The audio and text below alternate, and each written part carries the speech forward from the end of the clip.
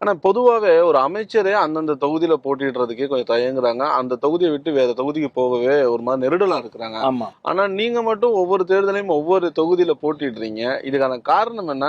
புதுசா ஒரு ஏரியாவுக்கு போறோம். மக்கள் நம்மளை எப்படி பார்ப்பாங்க? நமக்கு வெற்றி வாய்ப்பு எப்படி இருக்கும்? ஏதாவது ஒரு தாட்ஸ் இருக்குமாண்ணே? ஒண்ணுமே கிடையாது.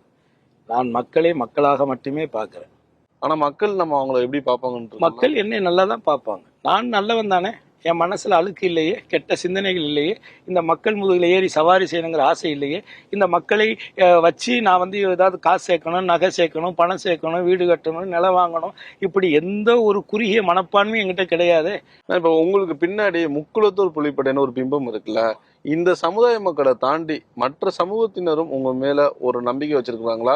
நீங்க ஓட்டு கேட்டு போகும்போது அவங்க எப்படி சொல்றாங்க? எப்படி அவங்க ரியாக்ட் இப்ப பண்றாங்க? நீங்க இங்க காலையில வந்தீங்க தோட்டத்துக்கு, அங்க வந்து என் சமுதாய மக்கள் அங்க இருந்தாங்க. அதனால அது வந்து என்னுடைய முக்குளத்தூர் புலிப்படைங்கிறது என்னுடைய அடையாளமாக இருந்தாலும் கூட நான் எல்லாருக்குமானவன்.